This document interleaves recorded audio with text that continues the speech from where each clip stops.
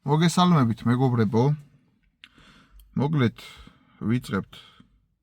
პროექტს იხვის მოშენებისა, ასე რომ ვთქვათ, გარეული იხვის მოშენებისა, რომ დავტოვოთ ჩვენს ქვეყანაში, რაც შეიძლება ბევრი, რა თქმა უნდა, ახლა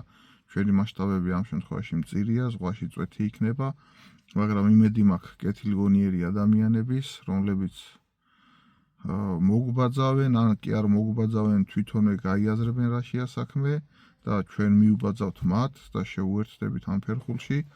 რასაც ქვია იხვის საბუდრების მოწყობა ველურ პირობებში, სადაც ჩვენ შევძლებთ დავაკავოთ გარეული იხვი, იბუდონ, მოშენდნენ, მომრავლდნენ, შევქმნათ პოპულაცია ჩვენს ქვეყანაში და გვყავდეს ჩვენი იხვი და არ დაველოდოთ ჩრდილოეთის გაყინვას, რომ იქნება ჩვენთან იხვი გამოჩნდეს და ესე არ მიდიოდეს 5 წლედები და 10 წლედები იხვის მოლოდინში, არამედ გვყავდეს ჩვენი პოპულაცია. ჩვენ გზადაგზა ავხსნით ამ ყველაფერს, როგორ კეთდება საბუდარი, საერთო ჯამში რა დაჯდება ერთი ბუდის მოწყობა, ასე რომ ვთქვათ, რომ გაიაზრონ და გაითავისონ ადამიანებმა, რომ თვითონვე ყველა თავისი ხელით, აი მარტივად გეტყვით, მოგლეთ 2 პაჭკა ტყვიის ფული დაჯდება ერთი საბუდარის მოწყობა. ყველა თქვენთაგანს, ვინც მეიხვეთ თვლით თავს, გთხოვთ და მოგიწოდებთ, რომ სეზონის დახურვა ნადირზე მონადირი ადამიანები და არა მარტო ნადირზე მონადირი ადამიანები თუ მტაცებლის ამოღებით ამთავრებენ, ჩვენ იხვზე სეზონის დახურვა, ვისაც ამ მიმართულებით შეგვდგება გული, ყველა მიმართულებით შეგვდგება გული, მაგრამ ყველას ჩვენი სამოქმედო არეალი და სივრცე გვაქვს ამ ცხოვრებაში, ამიტომ ჩვენ დავხუროთ ხოლმე ესეთნაირად სეზონი. ყველამ თითეულმა მეიხვემ თითო ბუდე დავარჭოთ, დავაფიქსიროთ ბუნებაში, იმისთვის რომ დავტოვოთ რაც შეიძლება მეტი იხვი ჩვენს ქვეყანაში გაზაფხულზე უკან წამოსული იხვიდან, ძირითადად აქ რჩება გარეული იხვი, კი სხვადასხვა ჯიშის იხვებიც იღებენ ამ ბუდეს და იკავებენ, მაგრამ 80-90% შემთხვევაში მაინც გარეული იხვი სარგებლობს ამ ყველაფრით. და ყველაზე საინტერესო რა არის, იცი, ესეთ მოწყობაში იხვი, რომელიც გამოიჩეგება ამ ბუდეში და ზამთარს გადაურჩება და მოვა შემდგომი გაზაფხული და გამრავლების პერიოდი, უბრუნდება თავის ბუდეს. სულ რო სხვა ქვეყანაში გადაფრინდეს და მთელი ქვეყანა შემოიფრინოს, თუ ის ცოცხალი მოაღწევს ამ ქვეყნამდე, ის უბრუნდება თავის ბუდეს. ეს უკვე ნიშნავს, რომ ჩვენ გარანტირებულად შევქმნით ადგილობრივ პოპულაციას, რომელიც პოპულაციის რეგენერაციაც უნდა მოხდეს ჩვენთან ბუნებაში, რომ ყველა ვიყოთ კმაყოფილები. ამით რა თქმა უნდა ცალსახად ხელს შეუწყობთ სახელმწიფოს, ყველა ჩვენთაგანის, ასე რომ ვთქვათ, წარმატებულ ნადირობას, კეთილ დამოკიდებულებას ბუნებისადმი და რაც ბუნებას გამოვართვით რაღაც ფორმით უკან ვუბრუნებთ ჩვენ, ისევ ჩვენთვის, როგორც თავისთვის ამავდროულად ჩვენთვის და მოგლეთ ამ ყველაფერს მომსახურება ეს. ამ შემთხვევაში ამ პროექტში, საწყის პროექტში მონაწილეობას ღებულობ მე, ალექს პაპოშვილი, გიო რუაძე, კობა მათითაიშვილი, გიო ჩადუნელი,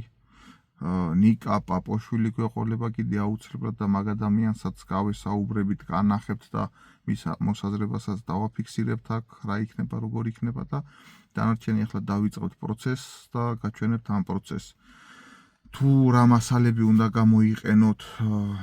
რა ზომები უნდა გამოიყენოთ, ყველანაირ ინსტრუქციას მოგაწვით და გთხოვთ და გემუდარებით. წელს ნაკლებს სავარაუდოა, რომ ეს მოესროს, მაგრამ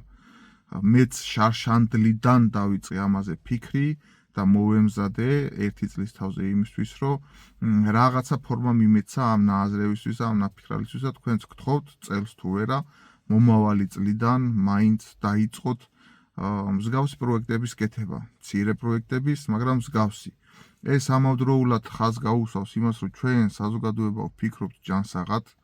და კიდე ერთი, ასე რომ ვთქვათ, სადავი არ დაჭირდება სახელმწიფოს ჩვენს მიმართ, რომ მოგუქაჩოს და ხან მარჯვნივ მიგვატრიალოს და ხან მარცხნივ მიგვატრიალოს და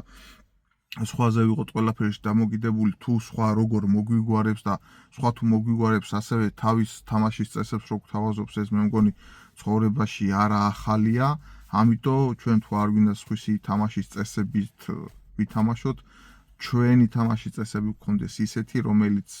აკმაყოფილებს როგორც ღმერთის გულს, ისე კაცის გულს, ისე სახელმწიფოს გულს და ისე ბუნების გულს და ყველას და ყველაფერში სარგებელი მოაქვს ერთიანობაში. ამიტომ არის საზოგადოების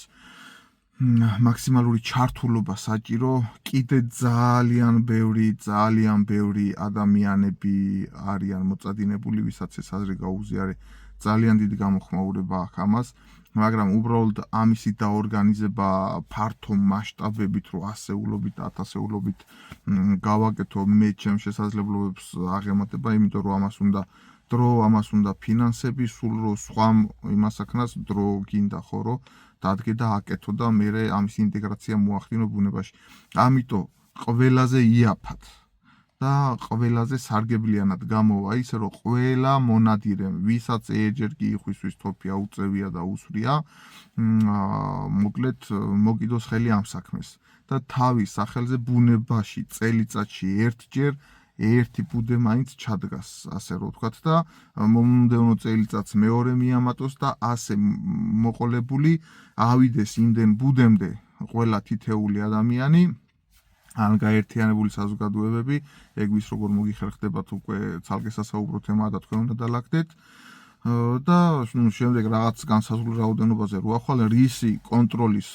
უნარიც გაქვს, იმდენი ჩადგი, ვინც არ უნდა იყო. კონტროლში რა მოიაზრება, ესე იგი, ამ ბუდეს ყოველწლიურად ჭირდება მომსახურება, ანუ უნდა გადმოვიღოთ თავისი არსებული ადგილიდან, გავხსნათ,